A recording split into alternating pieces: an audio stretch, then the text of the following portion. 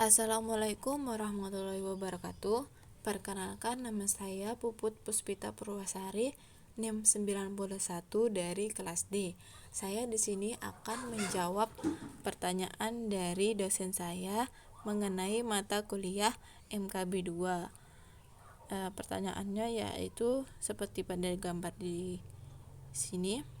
Yang pertama yaitu berikan pengertian atau penjelasan singkat mengenai analisis conjoin, analisis jalur, dan analisis time series. Yang kedua, berikan penjelasan mengenai tujuan penggunaan analisis conjoin, analisis jalur, dan analisis time series. Dan yang ketiga yaitu berikan penjelasan mengenai jenis variabel dan data yang digunakan dalam analisis conjoin dan analisis jalur. Dan yang terakhir yaitu berikan penjelasan mengenai istilah yang pada umumnya digunakan dalam analisis time series, yaitu tentang stationaritas dan kointegrasi. Oke, selanjutnya kita akan menjawab pertanyaan yang pertama, yaitu tentang pengertian dari analisis conjoin, analisis jalur, dan analisis time series. Analisis conjoin yaitu metode yang digunakan untuk mengetahui preferensi konsumen terhadap suatu produk. Nah, dengan memperhatikan kegunaan dan kepentingan produk melalui atribut dan suatu produk.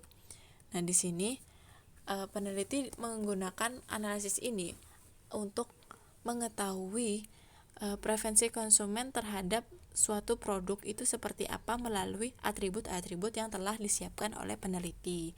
Jadi di sini kita dapat membedakan preferensi konsumen. Yang kedua tentang analisis jalur. Analisis jalur adalah suatu metode yang mengkaji pengaruh atau efek langsung maupun tidak langsung dari variabel-variabel yang dihipotesiskan sebagai akibat pengaruh perlakuan terhadap variabel tersebut. Digunakan untuk mengetahui pengaruh langsung dan tidak dari sebuah variabel bebas terhadap variabel terikat. Jadi di sini analisis ini digunakan peneliti untuk mengetahui pengaruhnya dari variabel independen terhadap dependen. Jadi analisis ini dapat memutuskan pengaruhnya itu langsung atau tidak langsung itu dari sebuah penelitian dari variabel-variabel yang disediakan. Lanjut yaitu analisis time series. Analisis time series adalah kumpulan observasi atau amatan yang dibuat secara beruntun atau sequentially atau berurut sepanjang waktu. Biasanya observasi dalam deret waktu tidaklah bebas atau bisa dikatakan berkolerasi. Jadi data tersebut itu data dalam time series ini berhubungan antara data 1 dan data 2 dan seterusnya. Dengan demikian, urutan dari observasi menjadi penting. Jadi, urutan tersebut itu penting untuk menjalankan analisis time series ini. Oke, lanjut ke pertanyaan kedua yaitu tujuan. Tujuan dari analisis conjoin adalah yang pertama, menentukan nilai kontribusi variabel. Di sini maksudnya dapat menggambarkan keputusan pilihan atau kesukaan konsumen. Yang kedua yaitu membentuk suatu model yang terbukti sebagai model keputusan konsumen. Di sini maksudnya sebagai model keputusan konsumen untuk memilih atau membeli produk atau jasa tersebut. Yang kedua yaitu tujuan analisis lajur, yaitu mengidentifikasi jalur penyebab suatu variabel tertentu terhadap variabel lain yang mempengaruhinya. Yang kedua yaitu menghitung besarnya pengaruh suatu variabel eksogenus atau lebih terhadap variabel dependen endogenusnya dan lainnya. Yang terakhir yaitu tujuan dari time series. Tujuan dari time series ini ada 4. Yang pertama, penggambaran atau description, yaitu untuk mengeplotkan data dan kemudian menjadi beberapa ukuran deskriptif sederhana dari data tersebut. Yang kedua yaitu pemaparan atau explanation, yaitu apabila observasi diambil pada 2 atau lebih, maka variasi dalam deret waktu bisa digunakan untuk menjelaskan variasi dalam deret waktu lain. Model regresi berganda dan sistem-sistem linier akan berguna untuk metode ini. Yang ketiga yaitu prediksi atau prediction, yaitu dengan ketersediaan data deret waktu, maka kita bisa meramal atau memprediksi nilai-nilai data untuk masa depan. Yang terakhir yaitu pengawasan atau kontrol. Tujuan ini yaitu jika analisis deret waktu telah menunjukkan mutu dari proses produksi, maka analisis digunakan untuk melakukan pengawasan terhadap proses. Oke, ya tadi tujuannya. Lanjut, ini adalah yang ketiga tentang jenis variabel dan data. Di sini ada analisis conjoin yang di atas dan analisis jalur yang di bawah.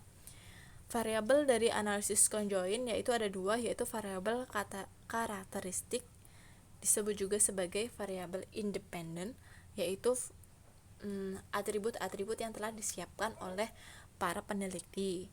Dan yang kedua yaitu dependennya, itu adalah proses conjoinnya, yaitu pemilahan antara preferensi konsumen terhadap atribut yang telah disiapkan oleh peneliti. Selanjutnya yaitu data. Data di sini ada primer dan sekunder. Primer yaitu peneliti dapat terjun langsung kepada masyarakat untuk mengambil data untuk melengkapi penelitian tersebut. Bisa masyarakat, bisa responden, dan atau narasumber. Selanjutnya yaitu sekunder. Sekunder adalah data yang diperoleh dari sebuah data yang diperoleh dari yang sudah ada dalam suatu komunitas seperti BPS, Badan BPS Statistika tersebut. Dan yang selanjutnya yaitu analisis lanjut memiliki dua variabel, yaitu variabel exogenus dan variabel endogenus. Variabel exogenus adalah setiap variabel yang mempengaruhi variabel lain, dan variabel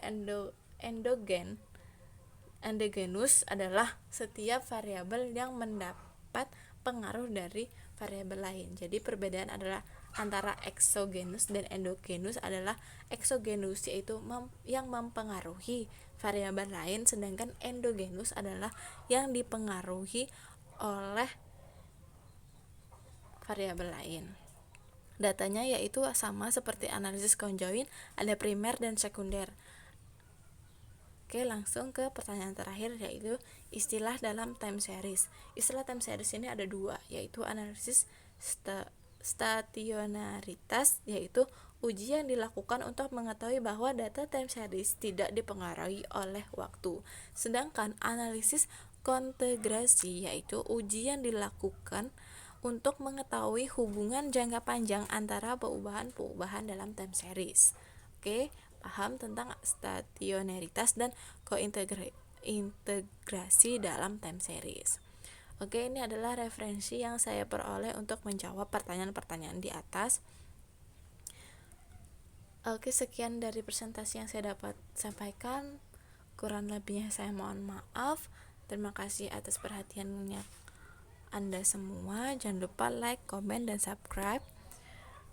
Oke, saya tutup presentasi ini. Wassalamualaikum warahmatullahi wabarakatuh.